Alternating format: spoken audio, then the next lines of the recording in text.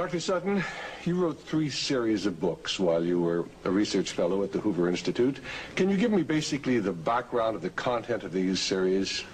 Yes, the series I wrote at the Hoover Institution at Stanford University concerned the transfers of Western technology to the Soviet Union, and essentially comprised 3 individual books. Each book covers a period of time since 1917.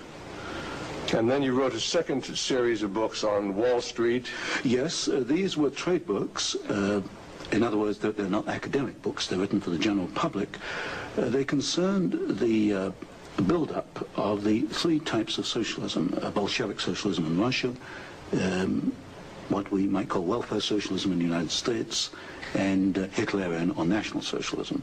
And each book examines the financing and the contributions made by Wall Street, by international bankers, to the development of that specific form of socialism. Now, in your research and analysis, and your efforts to bring out the facts about what was going on in our society, did you encounter any effort to discourage you, to prevent you from bringing out the background of America's involvement in the financing of international communism? Yes, very definitely.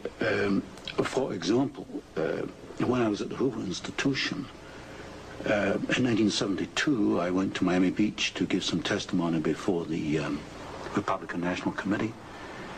And although a congressman had hand-delivered to the wire services this testimony, which was later printed, the wire services refused to transmit it to the newspapers. Then when I got back to the Hoover Institution in California, I was called into the office of the director, and I was told in no uncertain terms not to make any more speeches like that, and that this information should not be made public. This was the information that we were giving the Soviet Union the technology to develop its war potential? Oh yes, at that time we were in Vietnam, and as you know, the Soviets were supplying the North Vietnamese. This was 1972. 1972, yes. And for example, I knew that the Gorky plant, which was built by the Ford Motor Company, the Gorky plant in Russia produces the Gaz series of vehicles. The Gaz vehicles had been seen on the Ho Chi Minh Trail. We were supplying equipment to the Gorky plant in the middle of the Vietnamese War, and these trucks were being used to carry ammunition supplies which were killing Americans. Now, I thought this was morally wrong, and I said so at Miami Beach and at the Hoover Institution. And it was this type of information that was suppressed. And so what eventually happened as far as your activities at the Hoover Institution were concerned? Well, I didn't pay much heed to the warnings. I published a book called National Suicide in the following year, which summarized our assistance to the Soviets, our military assistance to the Soviets. And when that book came out, again, there was great pressure to stop the book. There was pressure on both the publishers and me personally. And I felt I couldn't take this, and a few years later, I just left the Hoover Institution. Since 1975, I've been an independent author without any ties whatsoever. Let's go a little bit into the background of the financing of the German war machine that we fought in the period 1941 to 1945. Could we start, first of all, with the original financing of Hitler between 1922 and 1923, when he was first making his effort to come into prominence in Germany? The original financing of Hitler, that's in the years 1922, came only partly from Germany. One of the most prominent Americans concerned with financing Hitler was Henry Ford. In fact, Henry Ford received a medal in 1938 for his assistance to the early Nazi Party. Then, of course, Hitler had his attempted push in 1923. He went to jail, and then we begin another era in the rise of Hitler. Right, and of course, he eventually came to power in 1933 by the electoral process. What about the financing of Hitler's electoral activities in 1933? This I can trace. I have traced it very exactly. I discovered amongst the Nuremberg records a series of bank transfer slips to the Delbrück-Schickler Bank in Berlin to an account which was under the control of Rudolf Hess. And this was the fund that was used to finance Hitler's access to power in March 1973. And amongst the corporations that transferred money to Hitler, I find not only R.G. Farben, which is quite widely known, but also German General Electric, AEG, which is under the control of General Electric in the United States, or was at that time, and companies like Osram and... Now, what was the tie-in between Osram and General Electric? The tie-in was a share tie-in. International General Electric in the United States had controlling interest in German General Electric, and also through share interlocks, a controlling interest in Osram in Germany. So then we have Ford and we have General Electric helping to finance Adolf Hitler's rise to power. Were any other large American corporations involved? Very definitely. Standard Oil, through its technical association with IG Farben, for example, Germany could not have gone to war in 1939 without tetraethyl. You need tetraethyl to raise the octane value of aviation gasoline. Germany had no means of doing that. This was developed in the ethyl laboratories in the United States and transferred to the Germans. Standard Oil came up with the hydrogenation idea, which was very essential for Germany in the 1930s, because to raise the quality of its gasoline for aviation purposes. This was transferred to the Nazis. And ITT, for example, International Telephone and Telegraph, was very intimately associated with the Nazis through Dr. Schroeder, who was head of the ITT subsidiaries in Germany. And ITT controlled companies which made not only electrical instruments, but also the Focke-Wulf plant, which made airplanes, fighter airplanes. So what you're suggesting then is that American corporations were helping to finance the German industry that was building up the war potential? American corporations, only a few, not many, financed Hitler through their subsidiaries. They transferred technology. They transferred material assistance, for example, stocks of tetraethyl before the Germans could manufacture it under the joint manufacturing agreement with the United States. And also they financed this. For example, Standard Oil financed in 1933 the development of the gasoline industry in Germany, which was needed to fight World War II. And that's a very interesting point. Could you go a little bit into the background of where Germany got its oil to fight the Second World War? Because certainly Germany doesn't have oil resources. Germany does not have oil resources, that's true. It used in World War II synthetic oil, which it got from coal. And the basic technical processes for the development of oil from coal came from the United States, from essentially from the Standard Oil laboratories, which had this technical assistance agreement with IG Farben. And of course IG Farben contributed something like 60% of the explosives needed by the German Wehrmacht, probably about 40–50% of the gasoline needed by the Wehrmacht and by the German Air Force, the Luftwaffe. And was there a definite interlock between IG Farben and Standard Oil?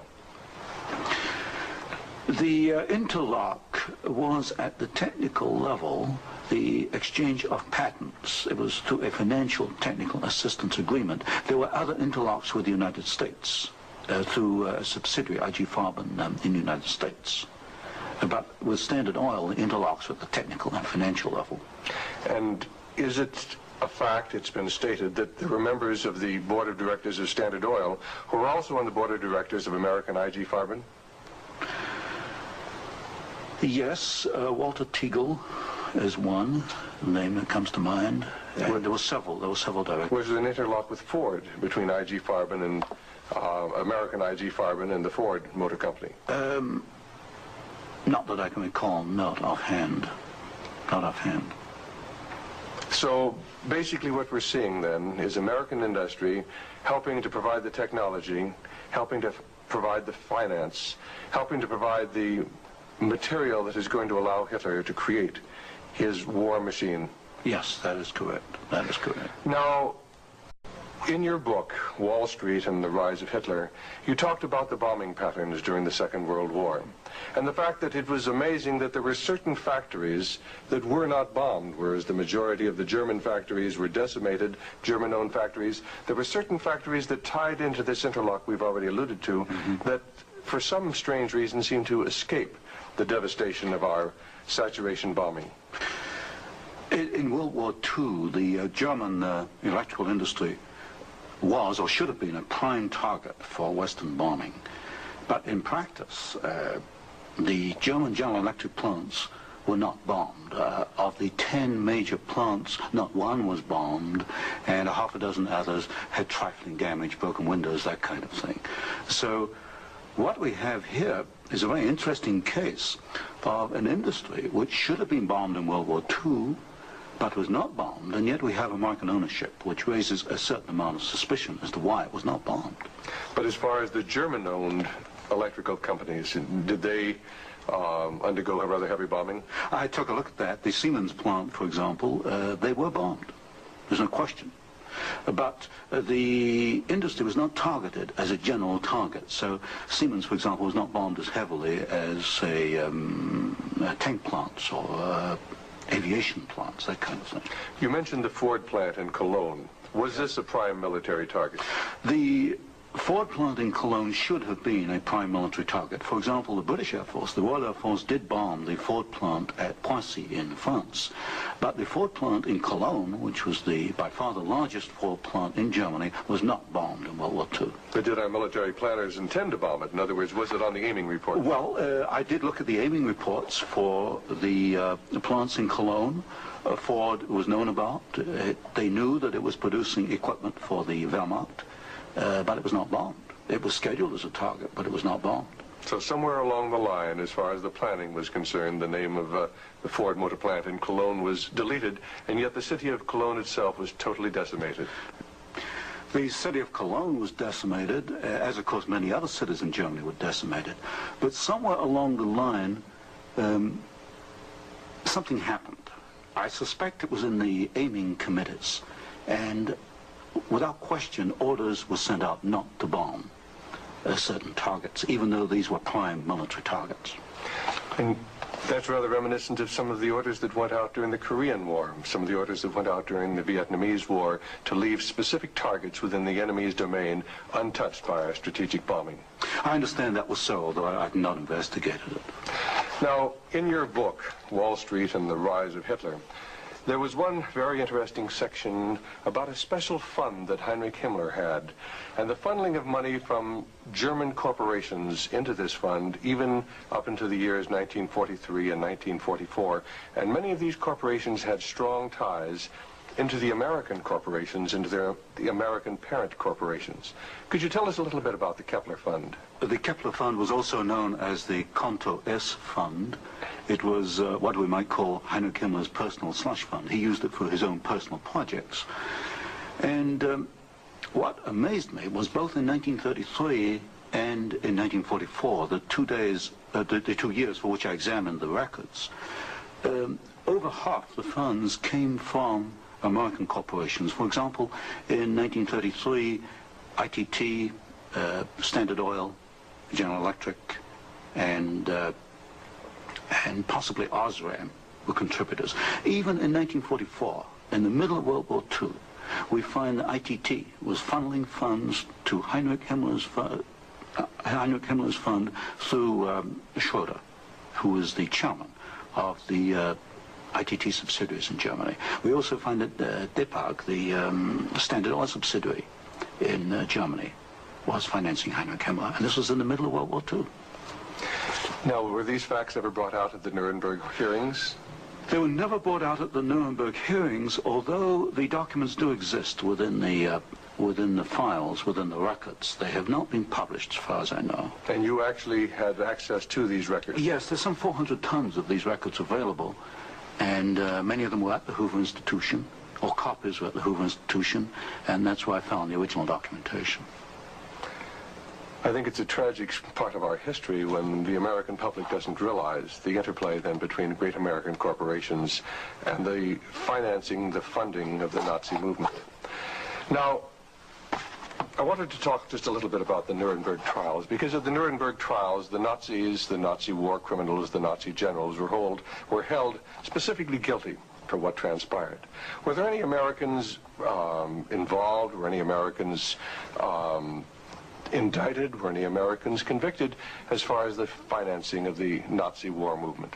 Very definitely not. I looked at the criteria for what we might call war crimes under the Nuremberg Tribunal. And there's no question in my mind that certain Americans well fitted the criteria which required indictment and trial. But no Americans were ever brought to trial. Do you think there was any conscious effort to conceal this fact, both from the Nuremberg War Tribunal and from the American public? Well, there was a conscious effort in the fact that these businessmen were very prominent in stating in 1946 that they had no knowledge of what Hitler was doing, and yet they were intimately involved with the build-up with Hitler. I suspect that this was not published in the media at the time, although I've not checked that. But certainly the role of American corporations and American businessmen in aiding Hitler has not been published. Now, what about the actual financing? What about the loans from large American banks, from large British banks, to Hitler's government in that period between 1933 and 1939, when Hitler was preparing for war? Well, you've got to go back a little earlier and look at what are known as the Young loans, which were very important because I think they brought about the economic collapse of Germany in 1933. That was the Young plan. But this was Owen Young, who was, of course, chairman of General Electric. Here we got a man who actually made the loans as an officer of the United States government, which brought about the collapse of Germany in 1933, enabling Hitler to take over. And then subsequent to 1933, you get a series of loans. A very good one is Standard Oil, which loaned several $1 million, at least, to Germany to build up its aviation gasoline facilities. And there are other examples. Fine. Well, I'd like to get a little bit into the background of the financing of Bolshevism, because I think this is vitally important. And we can go back to the period after the Second Revolution, which was in October and November of 1917. The initial financing of Lenin's movement, how did it tie into the American corporations? Was there any American involvement in that period between 1917 and 1918, when Bolshevism was just beginning to get a foothold in Russia? Yes, there were several incidents. The most important is one involving Colonel William Boyce Thompson, who was the largest shareholder in the Chase Bank, which of course today is Chase Manhattan Bank. And I published in one of my books a copy of a cablegram which transferred funds from New York to Petrograd in December 1917, $1 million to be precise. And Colonel Thompson made the statement later that this $1 million was given to the Bolsheviks to consolidate. They had just begun to take over Russia. They only controlled Moscow and Petrograd at that time to aid the control that the Bolsheviks were extending in Russia. This is a very clear case. $1 million, American funds, transferred through an American Wall Street intermediary to the Bolsheviks. And didn't you publish that document here in Wall Street and the Rise of Bolshevism? I published two statements. One is a copy of the cablegram, and the other is a copy of the news clip of the statement made by Colonel Thompson at that time that he had made this contribution. Now, why would an American capitalist, an American financier, help to aid Bolshevism? The only answer, and of course this puzzled me for years, you know, why? Why? Because we understand there to be an opposition. And the only answer I can come to is one of captive markets. The United States did not want another United States in the world. And of course, if you look at the world map, Russia is 2 or 3 times larger than the United States. Imagine this as another United States, as another competitor to the United States.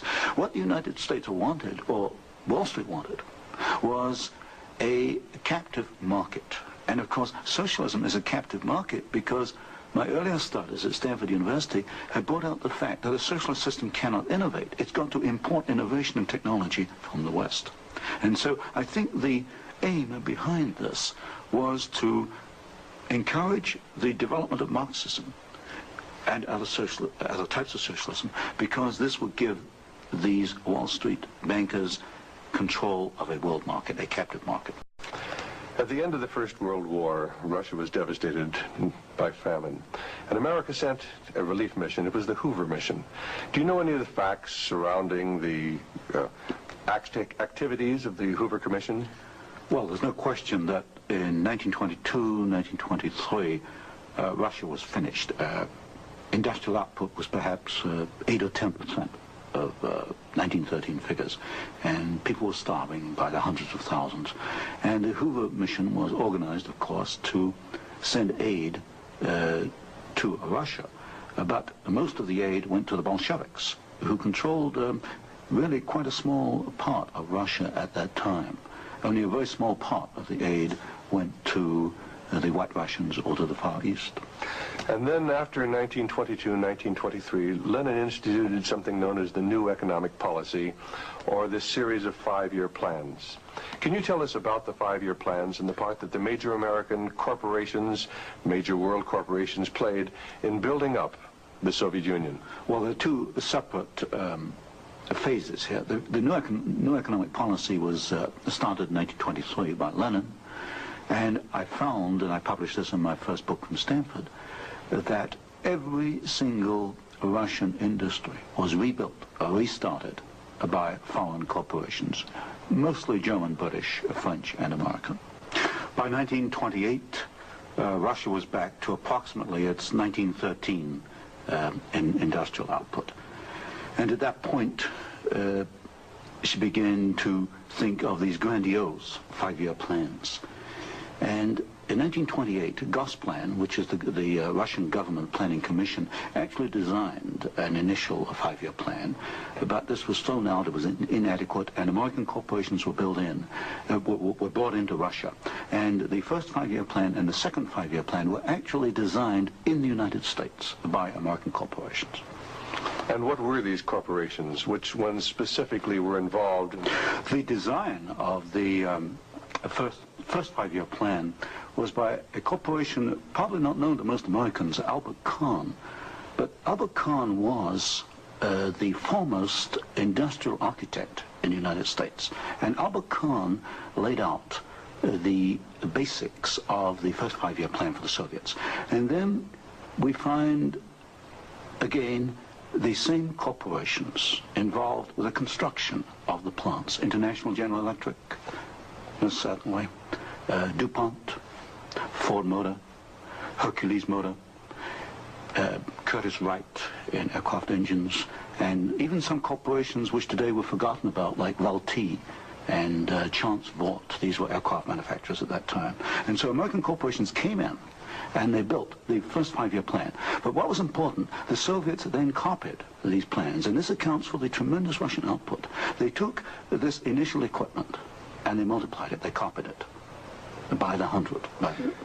Now, how about Ford Motor Company? Did they play a part in the building up of the Soviet potential? Very definitely. Ford Motor Company built the Gorky plant, and the Gorky plant produces the GAZ series of vehicles, that's GAZ, and these are trucks and some automobiles. And right from the early 1930s, you find that the GAZ plant has had military potential, and Ford knew that when it went in and built the Gorky plant. And we know it because I found statements to this effect within the State Department files. Sometimes we hear the name Averell Harriman. Did he play a part in building up the Soviet technology? Very definitely. In fact, Averell Harriman came out of the Soviet Union financially at a profit. He took over the Georgian manganese concession in the early 1920s. Got this back on his feet for the Soviets, and manganese became a prime export for the Soviets, and so they were able to sell this abroad, get foreign exchange, which financed their industrialization. And then they bought out Harriman about 1929, and Averell Harriman received as compensation $1 million more than he put in the first place. How about Armand Hammer of Occidental Petroleum? Armand Hammer is a very interesting example. Armand Hammer received the first foreign concession in 1922. In asbestos in the Ural Mountains. And he also conducted for the Soviets a number of other enterprises, right down to pens and pencil manufacturing, for example. But Armand Hammer is interesting because his father, although Armand Hammer today is chairman of Occidental Petroleum Corporation, his father was Julius Hammer, who in 1919 was Secretary General of the Communist Party USA, which emphasizes the argument I make throughout my books, that at the top level, there's no difference between your top communists and your top capitalists. They interlink. You've got Armand Hammer, chairman of Occidental Petroleum. His father was Secretary of the Communist Party USA in 1919. So it's basically a power grab. It's a power grab, an international power grab. Now, during the Second World War, why, Russia was pretty well decimated once again by German forces. What part did the American Lend-Lease program play in building up Russia's industrial capacity after the Second World War? Well, Lend-Lease built up Russia's capacity, modernized it, and expanded it during World War II.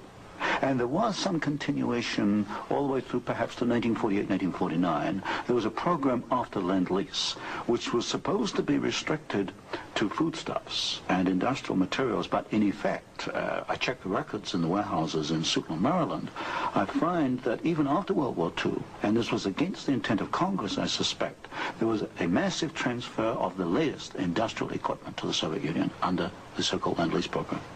Now, in 1948, there was a fascinating book came out by Major Racy Jordan, in which he talked about American aid to the communists as far as their ability to build nuclear weapons. Did you ever have an opportunity of verifying the facts that we had given them the heavy water, we'd given them the wherewithal to build their atomic weapons? Well, as part of the work I was doing at Stanford, I did investigate the shipping documents for Lend-Lease, and I took a sample of these documents. I checked them against Major Jordan, and broadly, Major Jordan was correct within, say, about 5%. And Major Jordan, of course, made the charge that we had shipped materials to the Soviets, 1944, 1945, which were later used in their atomic program. There is no doubt he is correct.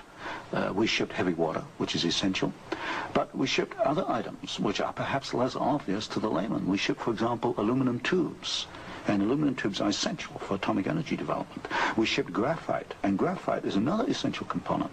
So generally, as far as I could check, and I checked the original government Lend-Lease document, General Major Jordan was correct. Now, as the years have gone by, of course, we see a growing Soviet nuclear threat. The Soviets now have MIRV missiles. Can you give a little of the background on how the Soviet Union, which really didn't have the technology to develop those MIRV missiles that threaten our cities today, how were they able to develop the MIRV capacity? Well, you've got to go back and look at how the Russians were able to develop a rocket, space technology anyway. What they did after World War II was American forces were held back for a while the Soviets occupied East Germany. They stripped East Germany. They took back the latest of the V-2 rocket technology from Peenemünde and other places. And the V-2 became the basis of the Russian space technology. Now, if you skip the intervening years, you will find when you come to the early 1970s that the Russians did not have the capability to MIRV their missiles. And in particular, they lacked the ability to produce the very precision, micro-miniature ball bearings that are needed for the control systems. There was only one company in the world, Bryant Chuck and Grinder, which could make the machinery which machines the races within which these ball bearings run. And without those races, you just cannot make MIRV missiles in any quantity. You can make one off, but not in quantity. Bryant Chuck and Grinder was allowed to ship to the Soviet Union 45 of these machines at a time when we only had 33 in the United States. But wasn't there any objection to doing this? I objected at Miami Beach in 1972. Other people objected, but the objections were squashed. And predominantly at fault here is Henry Kissinger and the incoming administration, the incoming Nixon administration. This was known, I'm sure it was known in DOD. If I knew it, then certainly DOD knew it. But the objections were squashed, and there was suppression of the information. And so once again we see America building up the military capacity, the nuclear threat from the Soviet Union. Well, this goes, when you talk about MIRVing of missiles, you're talking about a quantum jump in your military technology. Now, I'm not a military man, but to me, the ability to do that is a massive leap forward, and we enabled them to do it, and we did it knowingly and deliberately. During the Vietnamese War, the Soviet Union and the Eastern European satellites were the primary suppliers of war materials to the North Vietnamese who were killing American boys in South Vietnam. Would you comment on our aid and trade with the Soviet Union and with the Eastern European satellites during that period of time? Well, there's no question that the Soviets were the prime suppliers of military equipment and suppliers to the North Vietnamese. Let me give you an example. the American pilots, as they flew over the Ho Chi Minh Trail, described the trucks that they were seeing as American trucks. Well, they were American trucks because they came from the Gorky plant, and Gorky was built by Henry Ford. And so you have the situation where we were in effect supplying both sides in the Vietnamese War. But the trucks were being built by the Soviet Union. However, were they getting any materials from the United States to help build those trucks? Yes, in the early 1970s, I know specifically of shipments of equipment into the Gorky plant while the war was going on, which in effect were aiding the Soviets to build more trucks to be used by the North Vietnamese. How about loans? Was America extending loans to the Soviet Union during this period when they were the primary financiers of the North Vietnamese? Yes. Beginning about 1970, there was a massive grant of loans to the Soviet Union. I'd say by about 1976, it must have totaled perhaps $40 billion outstanding. And so this, of course, these loans were used to enable the Soviet Union to purchase industrial equipment in the United States, and this industrial equipment was used to manufacture, in part, military supplies which were used against us in Vietnam.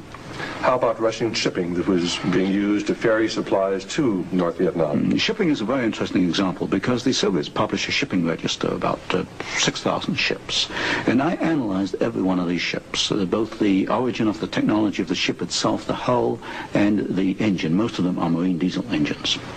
And I find that 60% of the Soviet merchant marine, which of course has military usefulness, 60% was built aboard. Only 40% in the Soviet Union, and that largely to Western design.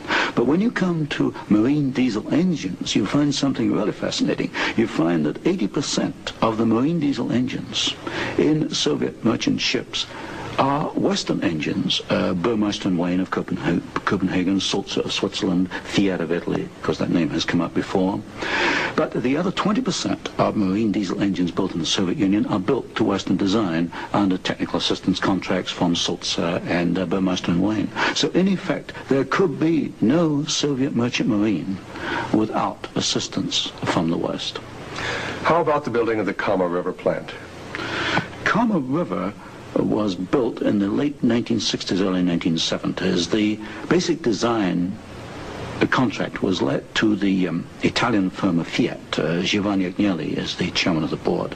And this is important because Agnelli is tied in with Chase Manhattan Bank. He's on the International Advisory Committee of Chase Manhattan.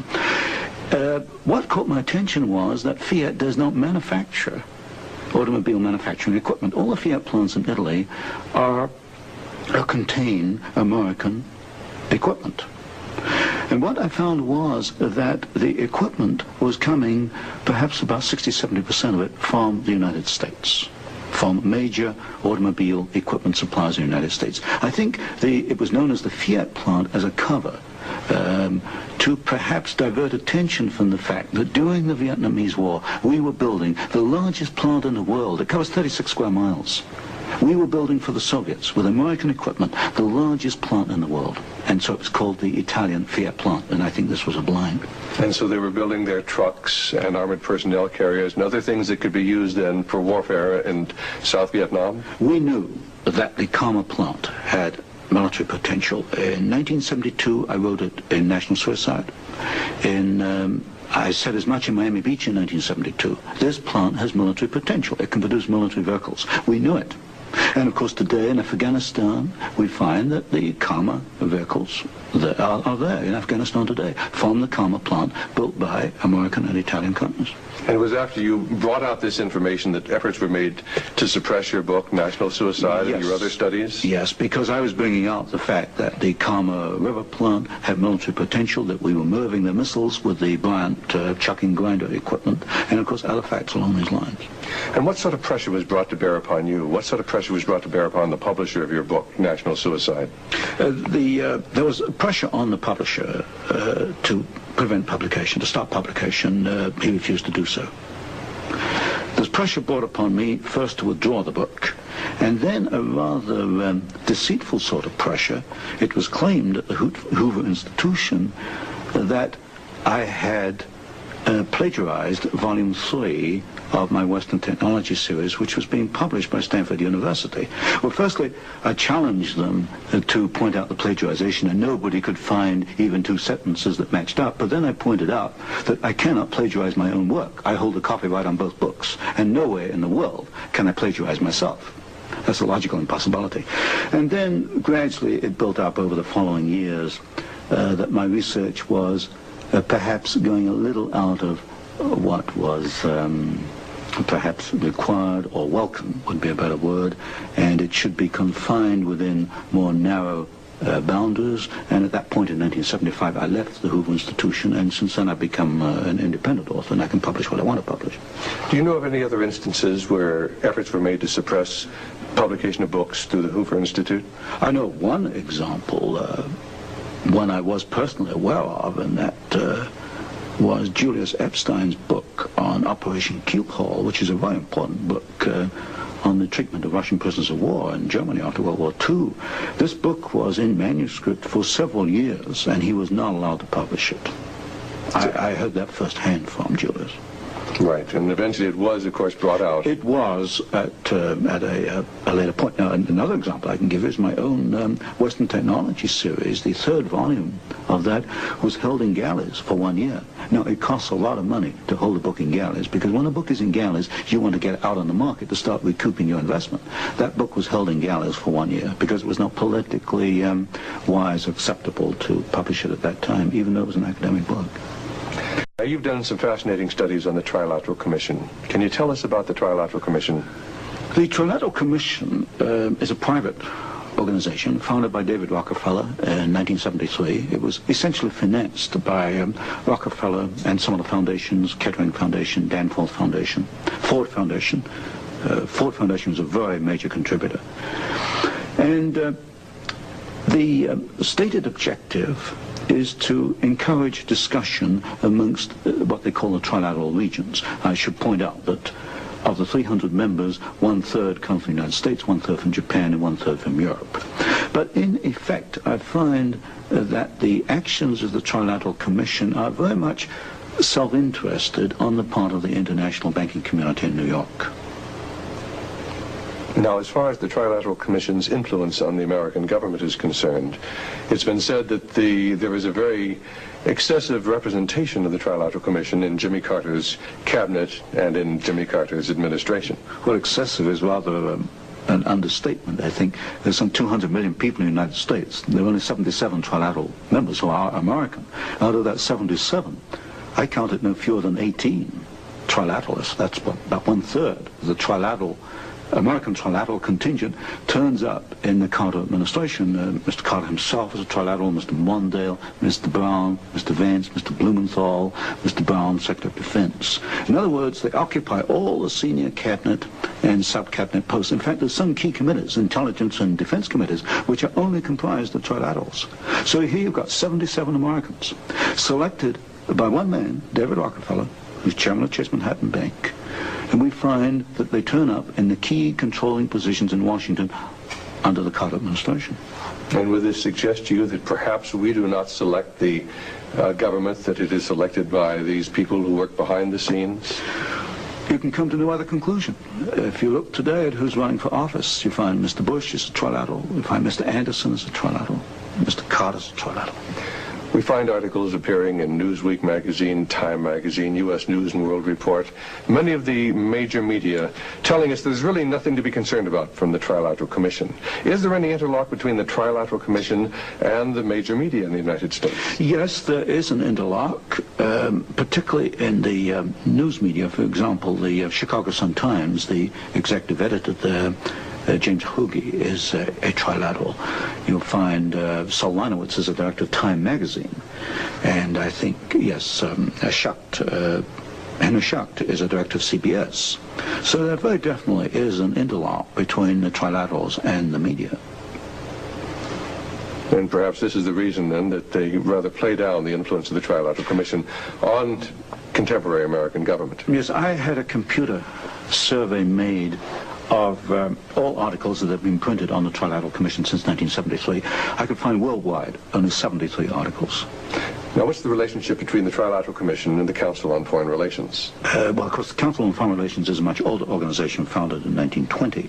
I did a study in which I compared trilaterals with or without membership in the CFR, Council on Foreign Relations. I find there's something over 50% overlap.